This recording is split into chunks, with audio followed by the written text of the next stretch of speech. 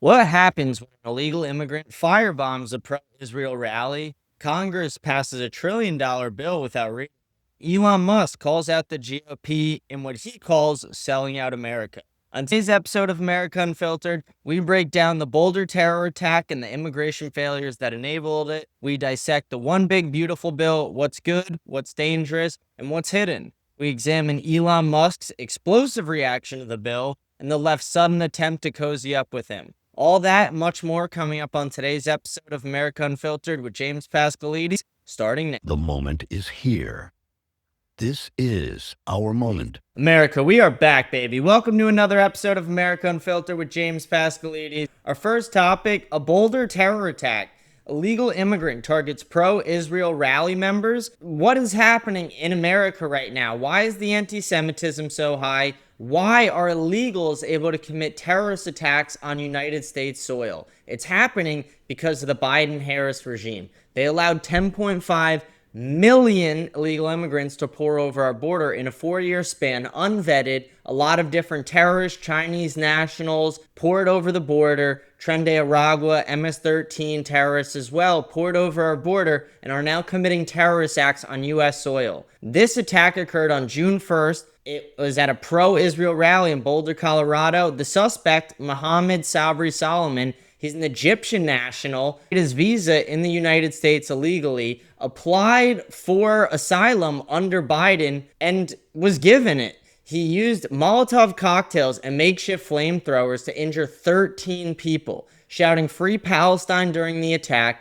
targeting the Run for Their Lives group supporting Israeli hostages. He's charged with federal hate crimes and attempted murder. This attack has been planned for over a year. He was denied a gun purchase due to immigration status. He had this attack planned for over a year. This person was a terrorist on domestic soil who was able to commit a terrorist attack because of poor leadership in this country. The Biden-Harris regime allowed this person to just walk in, commit this crime, and because of weak sanctuary cities like Boulder, Colorado, and because of weak states legislation like Colorado's, this person was able to commit this attack on American soil. What happened to those 13 people was completely avoidable, not only because anti-Semitism shouldn't be happening in our country, but because we should not have allowed this individual to cross our border in the first place. The fact that this person was allowed to overstay their visa and was not removed from the country years ago is sickening to me. Now that I know this person has injured 13 Americans due to this terrorist attack. This is unforgivable in every way. This person should be charged with as much, whatever they're able to charge, they should be able to give this person the death penalty for doing this. I'm going to go on to our next topic. We're going to talk about the one big beautiful bill. It's causing a lot of controversy in the country right now, and I'm going to explain why. It's got a lot of people questioning, and Elon Musk said this himself. Can a bill be beautiful and big? And it really got me thinking about it. I've looked at the bill a lot. And I agree with Elon. It seems hard for a bill to be as long as the one big beautiful bill and not have a few things in there that not all Americans are really going to be okay with. A lot of the things in the one big beautiful bill are amazing for Americans. There's a child tax credit, no tax on tips, no tax on overtime. It gives more money for border security, things like that. It also helps sets up savings accounts for newborns, and for every newborn that a family has, they're able to add additional money into it as well. So there are a lot of positives. But then there are some crazy things in there that I didn't even find out until just finishing reading it today. I was looking in there. One of the things is states have no right for 10 years to regulate anything with AI. They want the federal government to have full regulation over this, which I understand, but I don't think a 10-year ban for states is something that a lot of Congress members and a lot of people in the United States would want them to vote for. I personally would want a no vote on that if I knew that was in there when they did the vote. They also get rid of the EV tax credit. I think the EV tax credit's a good thing. I don't think the mandate that the Biden-Harris regime put in was a good thing. I don't think people should be mandated to get electric cars, but I do think if people are getting electric cars, they should be incentivized. I do think it is the future of this nation, and that's where this country and the world is shifting towards. I think clean energy, renewable, and rechargeable things like EV batteries are going to be the future over gas-powered vehicles. I could be wrong on that, but that's just my take. To get back to what I was saying, it really is hard for a bill to be big and beautiful, because when a bill is hundreds and hundreds of pages long, there's bound to be a few things in there that not everyone's going to like. A lot of people are complaining about the cuts that it would add to SNAP benefits, but I actually agree. If you are on SNAP benefits and you're receiving welfare from this country for a sustained period of time, yes, you should be working. You shouldn't be able to just reap taxpayer benefits, the money out of my pocket, because you don't want to work. If there's extenuating circumstances and you can't work, that's a whole different thing. They're not really cutting disability. What they are cutting, though, is people on SNAP, people on welfare who are just refusing to work. You should be willing to work if you're able to take my money to buy food for your kids and for yourself. I don't think that kids should go hungry, but that's not an excuse to take my taxpayer dollars to buy your kids food. If you can't feed your kids, pick up an extra shift or go to your local church, and I promise they will feed your children. It is not okay for people to be continuously ripping off the taxpayer by taking our taxpayer dollars, spending it on soda, chips, unhealthy processed foods that's leading to the obesity epidemic in our country. If you want to look at statistics, there has not been one child who's dying of starvation in this country. There are a lot of kids suffering from obesity in this nation. We have an obesity problem in this country. A lot of people who are on welfare, who are not buying food and who are underweight and things like that, because of other poor habits they have in their lives. It has nothing to do with the lack of access to groceries, because everyone has the same access to groceries, charities, and churches near them. Some people are more willing to go and get those resources for their families than others. We need to start taking more accountability for ourselves, for our actions, and for our own families in this country. So it's one of the big things that I really support in the One Big Beautiful Bill. I also support the no tax on silencers. There's currently a $200 tax on silencers. They're talking about getting rid of that. I think that makes complete sense. Why should the federal government get a $200 tax just because someone has a silencer on their weapon,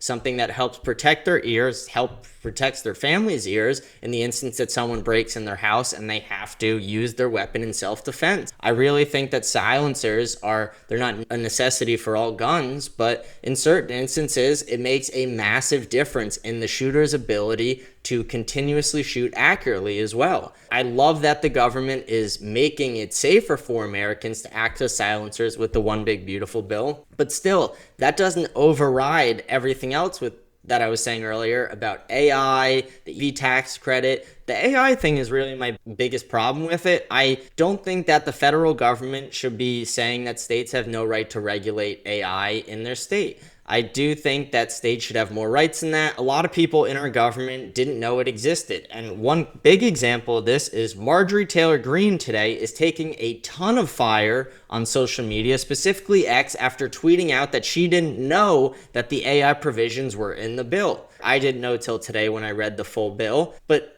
I'm not a congresswoman or congressman. I'm not in the building voting on these bills. She has one job. She's on the Republican side and she's making us look terrible. You have one job when you get elected by your constituent. You have two jobs, really. Your two jobs are to read the bills and vote on them. How is she just doing one of them? How is she just voting on the bills without reading the full bill? If she just put the bill into AI and said, summarize this for me, and then voted on it, that's extremely upsetting. I know for a fact she didn't read it because she admitted to that on X today. That is a huge problem for me. If you voted for Marjorie Taylor Greene, please don't vote for her again in the future. I want to hold politicians accountable who do not do their jobs. I don't care if you're Republican, Democrat, or Independent. If you are not doing the jobs that we elect you to do and you're just there to cash in taxpayer dollars and insider trade, we're going to weed you out really fast. The fact that Marjorie Taylor Greene was one of the first investors in Planeteer in Congress, and now it's up. Obviously, she knew that through insider trading, the same way Nancy Pelosi is the best investor in this country. It's so corrupt that she is in that spot. She is collecting the dirty stock money she's getting. She's collecting her government paychecks.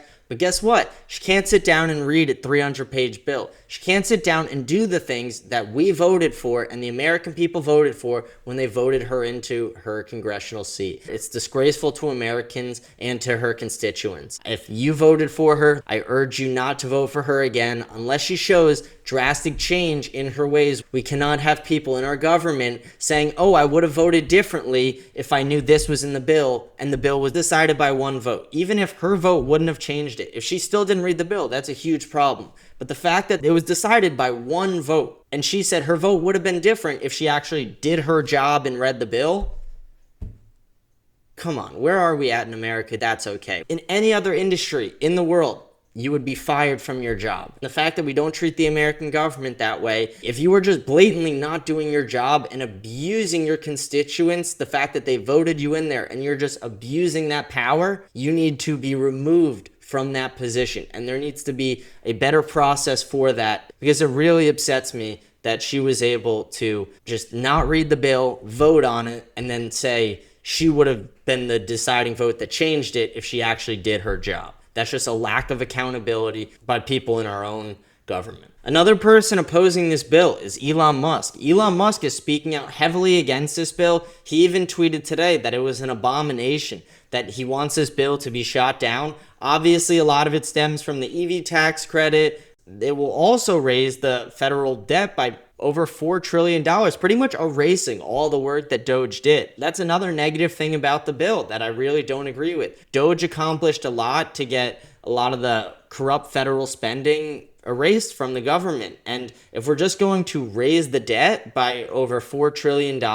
what was the point? I get it's still better to cut the spending, but why add it back onto the debt? What is the plan there? I do understand that Trump is an excellent negotiator. I talk about it a lot, but this one I'm having trouble understanding. I'm not in the mind of Donald Trump. He is an excellent businessman and a lot smarter than me in some of these things. So I'm not going to assume that he's wrong yet. I'm going to wait to see a little bit more how it plays out before I make my decision. But Elon Musk does have a great point when it comes to why add that to the debt when we're erasing it through Doge. Elon Musk also has a problem with the AI regulations, some of the spending cuts. He has a problem with the e-tax credits, and it makes sense. A lot of that impacts his business. Donald Trump doesn't owe anything to Elon Musk, and he shouldn't be basing the bill off what will strategically help Elon Musk. That would be corruption. So I'm glad that not everything aligns with what's good for Elon Musk. There are things that are just aligning with what would be good for America. But like I said, there are also things in there that I don't think are great for America, and that the White House isn't necessarily talking about. They're not talking about the AI regulations, and that's a really big part of it that a lot of Americans are upset about, especially Marjorie Taylor Greene. Like I said, she tweeted out that she would have voted the complete opposite way on the bill, which would have made the vote a no on the bill, which would have been a huge difference. There are a lot of people in our government who make a lot of good points about the One Big Beautiful Bill. Elon Musk makes good points. There's a lot of different journalists on X as well making good points. There's a lot of interesting information in there. I'm gonna link everything about the One Big Beautiful Bill in the description of this video so you guys can read the bill yourselves. I read the bill. It's very interesting, and it does change a lot for almost every American, so I do think it's something that every American should be informed on, especially if it's something that might get enacted into lawsuit. But another interesting thing has happened from this. The left is now cozying up to Elon again after Elon is speaking out against Trump. People like Tim Walz and Harry Sisson tweeting at Elon Musk, almost saying, hey, let's team up to defeat this bill together. Why does Tim Walz think Elon Musk is going to want to cozy up with him? Why does Tim Walz, one of the most corrupt people in our government, think that he's going to get anywhere close to a relationship with Elon Musk? Why does anybody on the Democratic side who continuously tried to tear Elon Musk down, they called him a Nazi, they called him a traitor, they made fun of him, they disrespected his companies, vandalized the cars that he built. It is a disgrace what they did to Elon Musk. Why do they think that they're going to be able to cozy up to Elon Musk in any way? Why do they think that Elon Musk is going to team up with them to destroy Trump's One Big Beautiful Bill? Elon Musk won't touch any of them with a 10-foot pole. Elon Musk wouldn't go near any of the lying, trading Democrats who went at him. It's not saying he wouldn't talk to Democrats, but the ones who lied, spread hate and misinformation about him, I can guarantee you Elon will be nowhere near them in the future. If you think Elon is going to be near Harry Sisson, or if you think Elon and Tim Walz are going to be buddy after this, sorry Democrats, not going to happen. It's one of the most ridiculous things that these people are now trying to reconcile with him after calling him a Nazi and trying to smear his entire name and his family name. I'm James Pascalides. This has been episode 61 of America Unfiltered. I'm signing off today. I hope you guys have a blessed day, and I will see you guys tomorrow. Thank you.